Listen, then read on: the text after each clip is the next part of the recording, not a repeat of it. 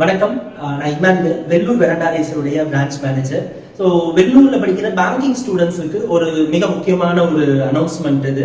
So என்ன announcement வந்து பாத்தீங்க அப்படின்னா, வர செப்டம்பர் 1ஆம் தேதியிலிருந்து மெயின்ஸ் பேட்ச் வந்து ஸ்டார்ட் ஆக போகுது.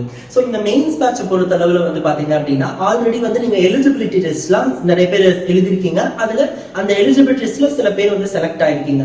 இன்னும் நிறைய பேர் வந்து பாத்தீங்க அப்படின்னா, சார் அந்த எலிஜிபிலிட்டி டெஸ்ட் அட்டன் பண்ணல, நான் எப்படி ஒருவேளை இந்த பேட்சுக்கு வரணும்னு நீங்க நினைக்கிறீங்கன்னா, ஸோ இந்த வீக்ல வந்து பாத்தீங்கன்னா ஒரு நாள் உங்களுக்கு வந்து அந்த எலிஜிபிலிட்டி டெஸ்ட் நடக்கும். அதுக்கான இன்ஃபர்மேஷன் வர்றப்போ அந்த நாள் வந்து அந்த எலிஜிபிலிட்டி டெஸ்ட் எடுத்துருங்க. சோ எலிஜிபிலிட்டி டெஸ்ட்ல செலக்ட் ஆகுறவங்க ஒரு செப்டம்பர் 1ஆம் தேதியில இருந்து நடக்கக்கூடிய அந்த மெயின்ஸ் ப்ரோக்ராம்ல நீங்க அட்டெண்ட் பண்ணலாம். சோ இதுல உங்களுக்கு இருக்கக்கூடிய மிக முக்கியமான ஒரு கேள்வி என்னவா இருக்கும்னா, சார் நான் ஆல்ரெடி பிரிலிம்ஸ் பேட்ச் முடிச்சுட்டு மெயின்ஸ் பேட்ச் அட்டெண்ட் பண்ணிட்டேன், இந்த மெயின்ஸ் பேட்ச் இந்த பழைய மெட்டீரியல் தான் இருக்குமானா இல்ல.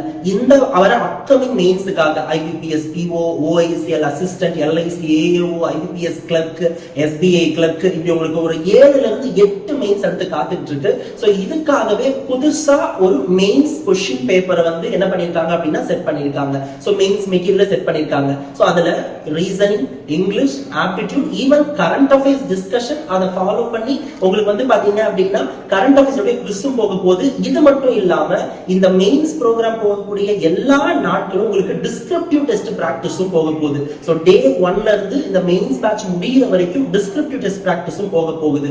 சோ அதனால வந்து பாத்தீங்க அப்படின்னா இது ஒரு நல்ல ஆப்பர்ச்சுனிட்டி. நான் திரும்பவும் சொல்றேன், ஆல்ரெடி போன மெயின்ஸ் கொஸ்டின் பேப்பர் கிடையாது, மெயின்ஸ் பிராக்டிஸ் ஷீட் கிடையாது. புதுசா இந்த அப்கமிங் மெயின்ஸ்க்காகவே பிரத்யேகமா புதுசா வரக்கூடிய கொஸ்டின்ஸ் தான் நீங்க சால்வ் பண்ண போறீங்க.